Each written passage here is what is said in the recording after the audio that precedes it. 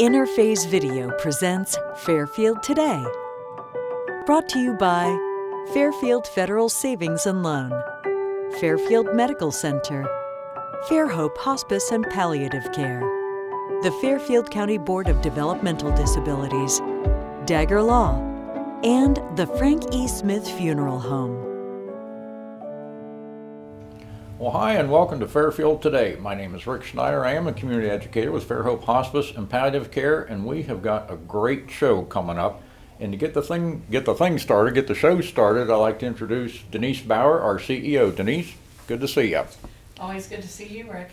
And would you mind introducing our guest and Tim, and then we'll get the show on the road. Sure. So I'm delighted to introduce Tim Woodward, and he is our development manager here at Fairhope. So welcome, Tim. Thank you very much. Thank you for having me, Rick and Denise. Oh, sure. It's a beautiful day outside, and I'm thrilled to be here with you. I have a very special guest that I've brought along, Mrs. Rosemary Hajost.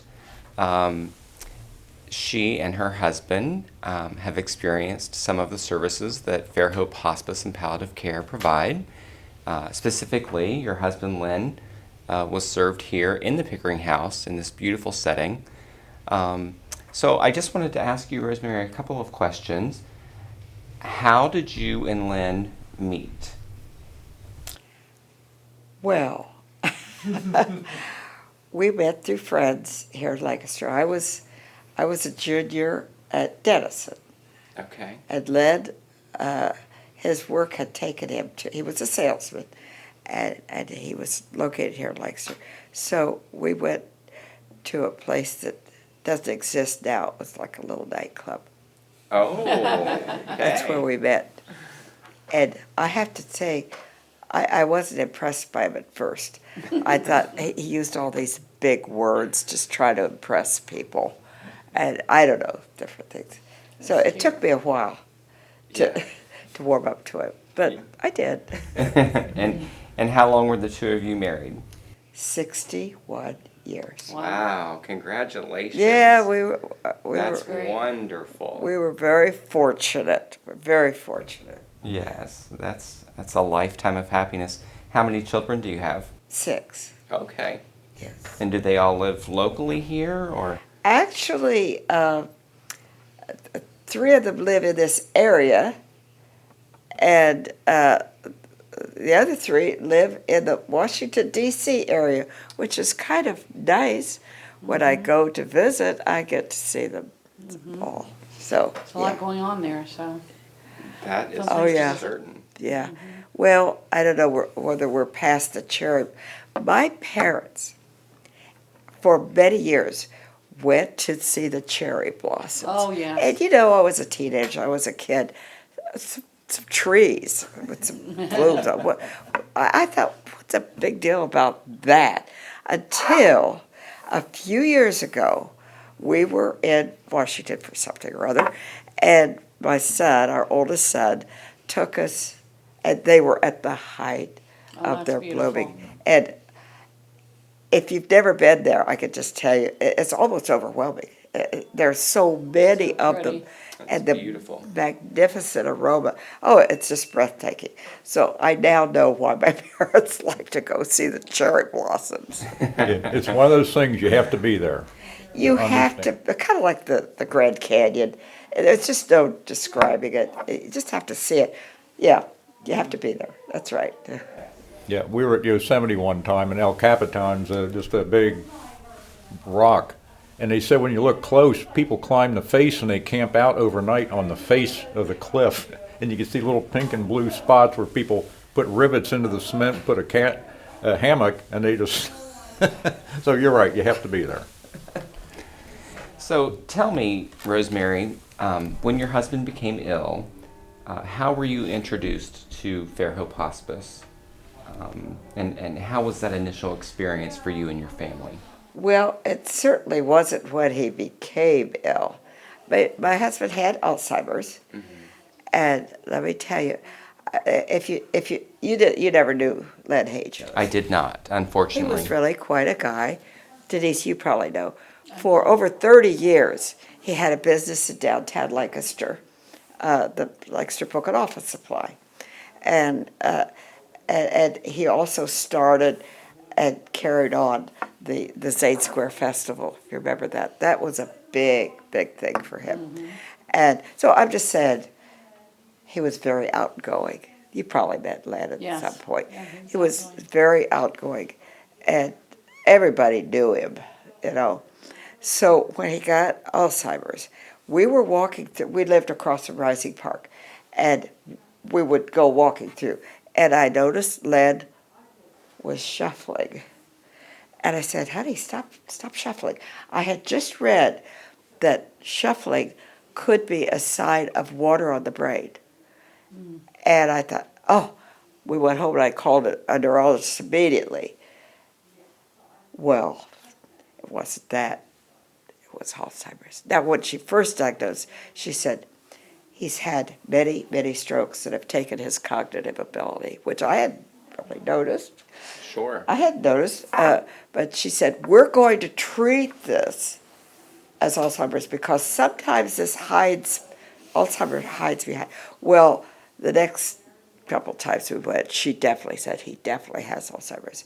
So I would like to encourage anybody whose loved one or him or herself with Alzheimer's, get treatment right away. I'm sure there's better things now than when Len became ill. But I think starting the treatment immediately helped him because either that or he was just lucky.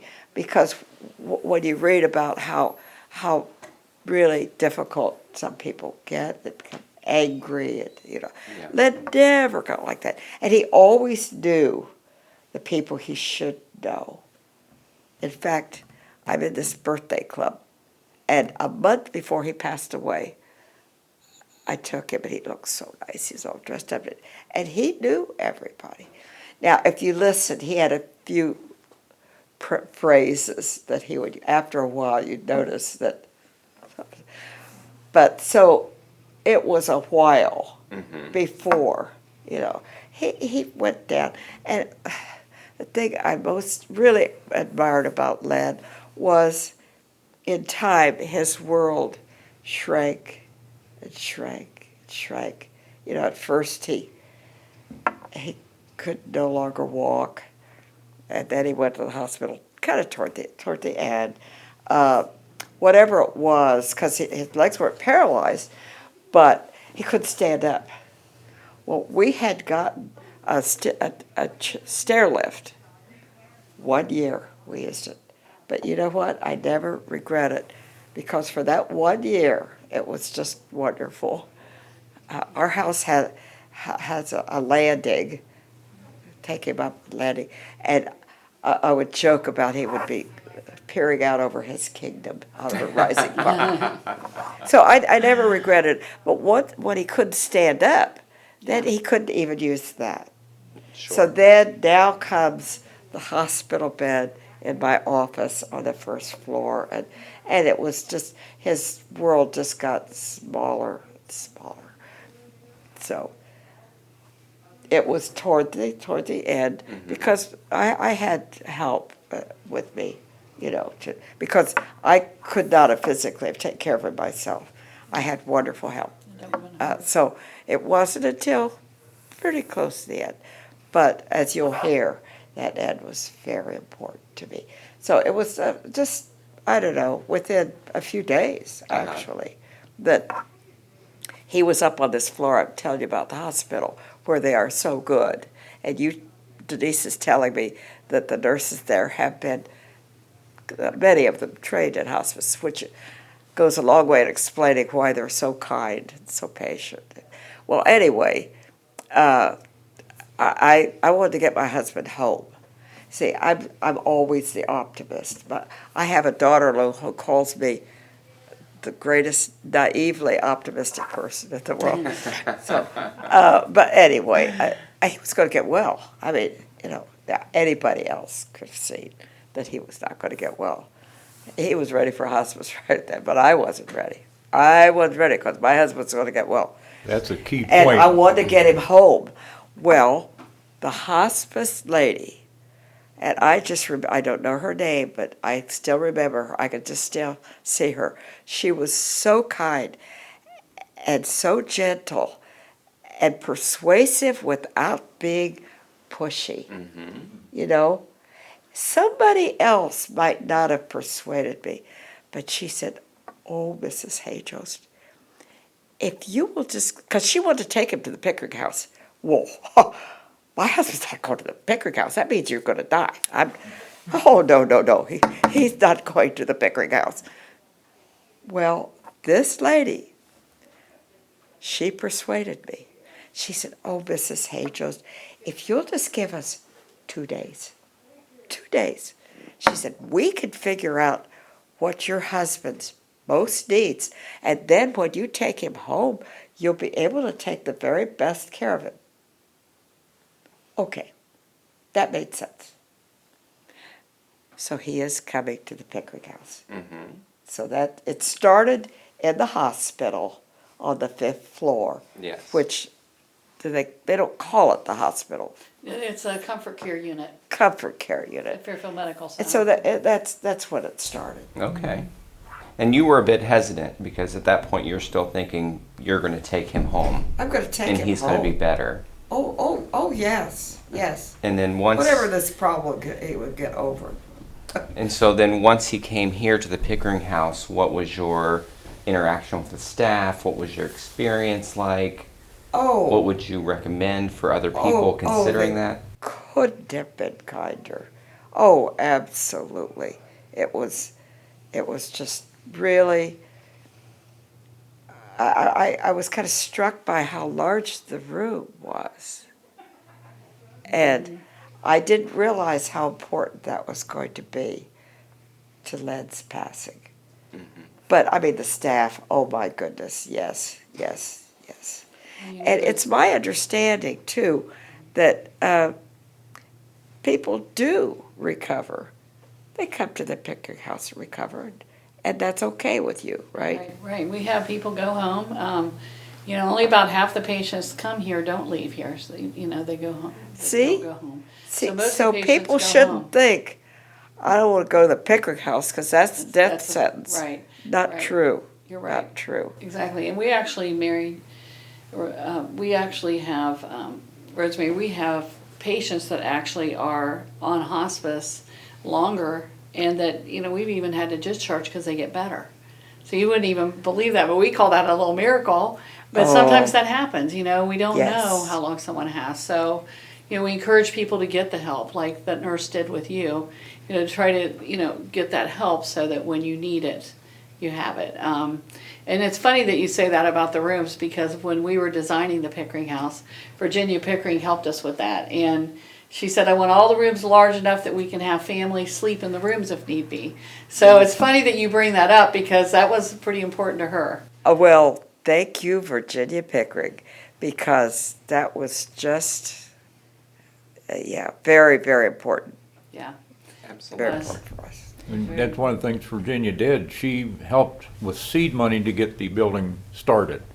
But she was also, Denise and Virginia would walk around here and she'd say, "I want these windows a little bit lower so people can look out from their beds." So people can look out, yes. A lot of Wanted this that, is- she wanted that covered area out front, so when you drive up, you're out of the weather. She wanted all the rooms to be able to have a nice view, because as you know, out back, that we have that nice wooded area. And Yes. And if people want to be in the front and see people coming and going, she just wanted everyone to have a nice view. She wanted that heating and air conditioning so that you could have heat in the summer, or air conditioning in the winter if you wanted. So we have individual heating and cooling units. So I think, we had a lot of people help us with that, but it's just fun that you bring that up, Rosemary, about the rooms, because that really is important. Because you wouldn't really necessarily think about that. Right. Interesting that Virginia thought about that. Yeah. Because She did. She helped us a lot Yeah. with the planning. I had her right there every day helping us when we met with the architects and Well, everything. you all did a wonderful job, because this really is just a wonderful establishment. Well, thank you very much. We I have been back to visit someone, so I know it from another perspective too. and it really is lovely. Well, it's Very just, helpful. it's nice to hear you say good things about the staff, because when we built it, everyone was in awe about how beautiful it is and comfortable. Yes. But yet it's, I've always told our staff, we can have the most beautiful, comfortable place, but it's that care that's the most important. And the relationships that we develop that are so important with our families. So. Anybody that's been unlucky enough to be ill or an accident or something and in the hospital, and just be unlucky enough to have a nurse who is not the way most of them are, but it really makes all the difference in the world. Absolutely. But it seems to me that everybody here is just really great. Well, you had a good experience. when we go through the interview process, it's good to have the knowledge and the degrees, but Denise has told me she looks for a little bit more, a little bit of emotion, a yeah, little bit of yeah. empathy. You can tell it in her voice, or not just, and that conveys, and when we talk to people, they always bring up the nurses. It's interesting you yeah. bring that up. Well, it's just really, really important.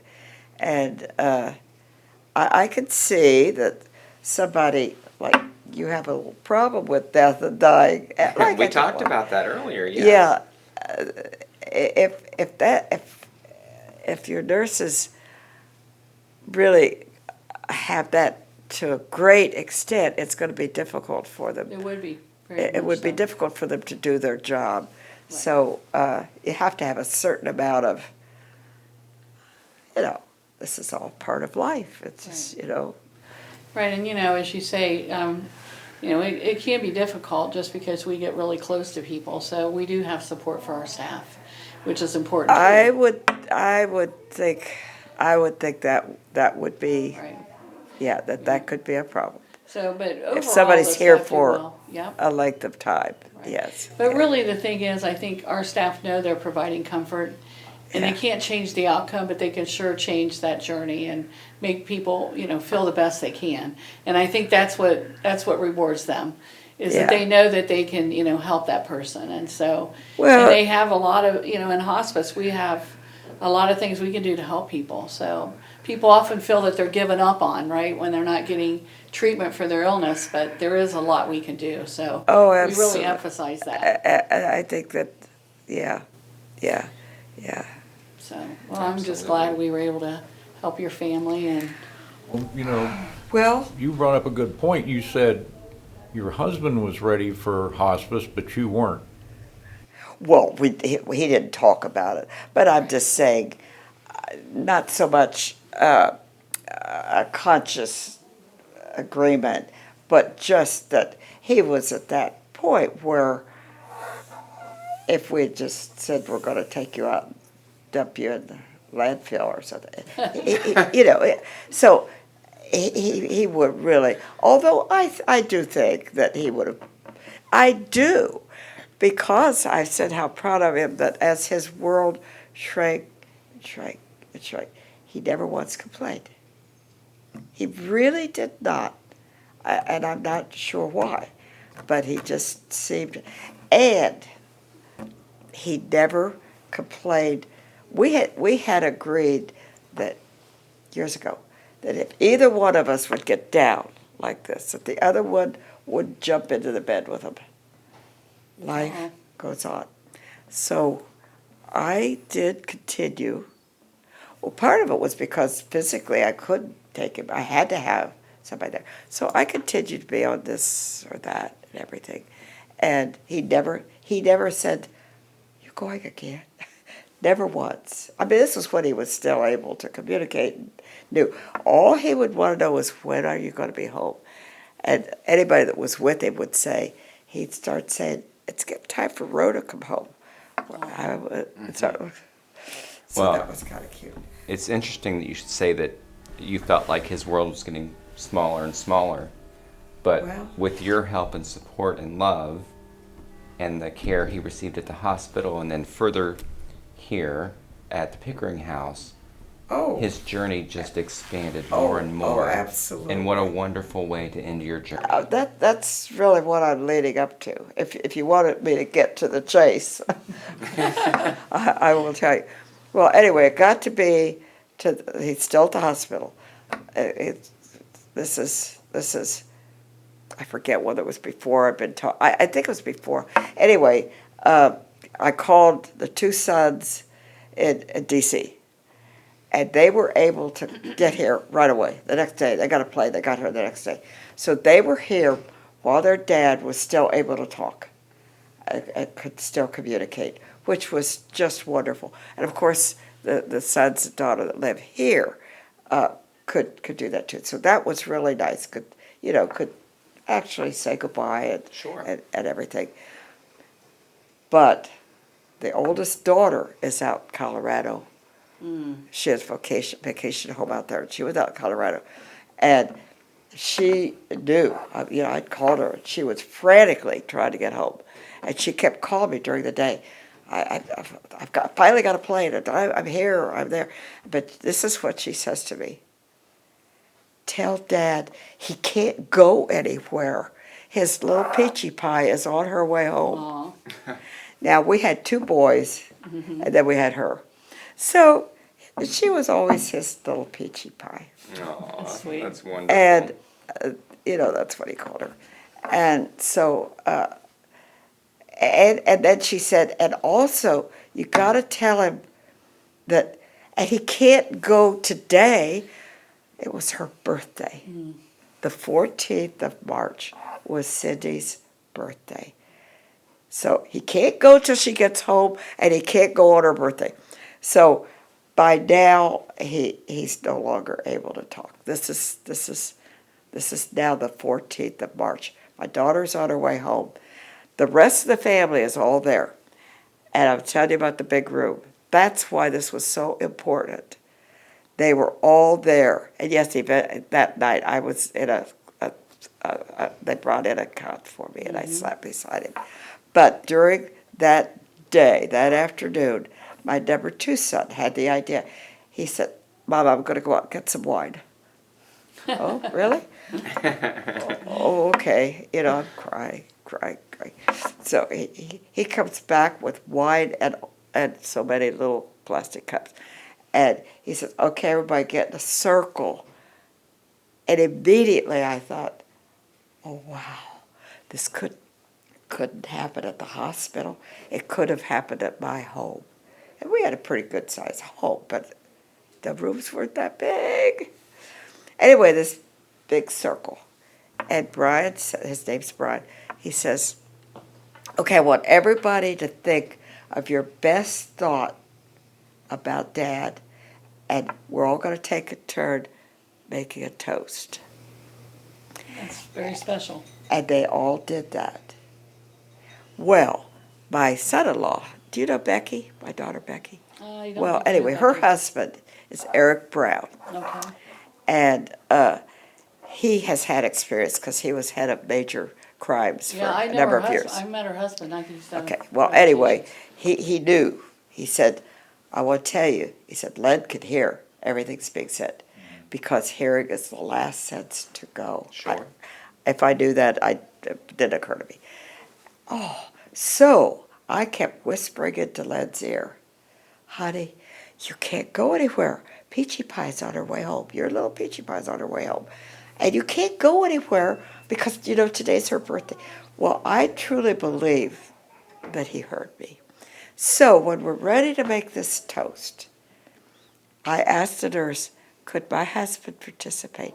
You know those little sticks with the little Yes. smudge on the end? Absolutely. I dipped it into the wine, and I put in his mouth. I said, "Honey, everybody's going to toast you, and you've got to join in." And so he bent down on it, and he got the wine. He knew. Now, He knew. So I thought, if you got to go, and that happened here at Pickering House. I really don't think it could have happened anywhere else. So anyway, Cindy makes it home. By early evening, she's here. And of course she can't, he can no longer talk. But even so, she got to see her dad while he's still living. And they did it all again so that Cindy could be part of it. So we went through that whole little ceremony together. Now, Doesn't that honestly sound something like you'd see in a movie? It does. That sounds Great. wonderful. But it actually happened, and it happened here at Pickering House. And like I said, I don't think it could have happened anywhere else. Well, you know, Denise, I like what Rosemary said, in that she was talking about the Pickering House being a home-like setting, which is what we pride ourselves on. And we were taking care of you and your husband in a home atmosphere. Absolutely. So regretfully, we're gonna have to kind of cut it short here and get going. I thoroughly enjoyed talking to you and learned about Yes, Peachy. Thank you so much. Oh, I just, I appreciate the opportunity to say thank you to Well, thank Denise. you. And Thank I'm you. sure you'll pass that on to everybody Well, else. we thank you for allowing us the honor to care for Well, your husband and your family. It's, That's what we like I love to said, do. if you gotta go, and we all do, it couldn't really get any better than that. Surrounded by all who Absolutely. love you, Yes. and in that setting. So, yeah, it was. We appreciate all the support that you have given us over the years. Well, It means a lot to us, and I thank you for being here. And if you would like more information, you can visit our website at www.fairhopehospice.org. You can click the Giving tab at the top of the screen and find out how you can support Fairhope Hospice and Palliative Care as well. Rick? Well, with that, I think it's about time to go. I appreciate you watching Fairfield today. And remember, celebrate life. Interphase Video presents Fairfield Today. Brought to you by Fairfield Federal Savings and Loan, Fairfield Medical Center, Fairhope Hospice and Palliative Care, the Fairfield County Board of Developmental Disabilities, Dagger Law, and the Frank E. Smith Funeral Home.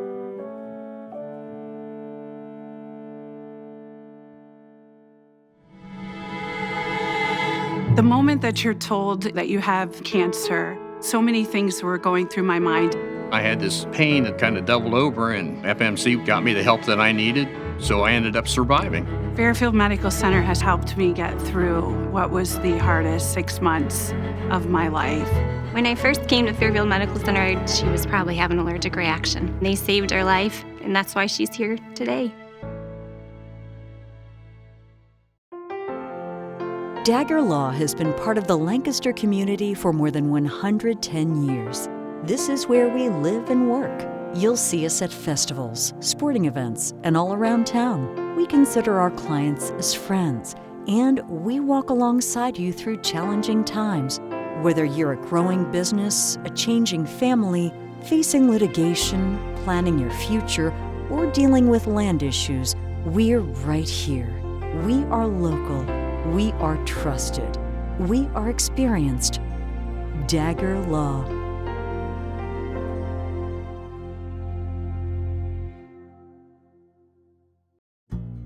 Fairfield Federal. When it comes to our customers and our community, we go above and beyond to help.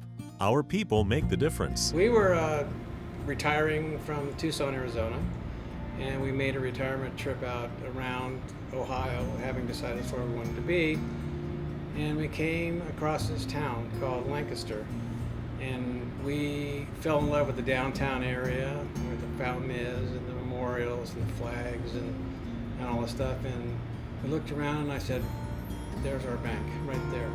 There's something to be said about a community bank in your hometown. Right. If you live in the community, you should do business in the community as much as possible. So it makes sense to bank with the community bank where you live. Fairfield Federal is the bank to be at.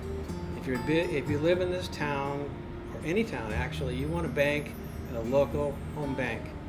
The employees are happy here, they're conversant, customer service is through the roof. There's nothing more you could ask for. Personal or business banking, whatever you need, we take it seriously because we know you do.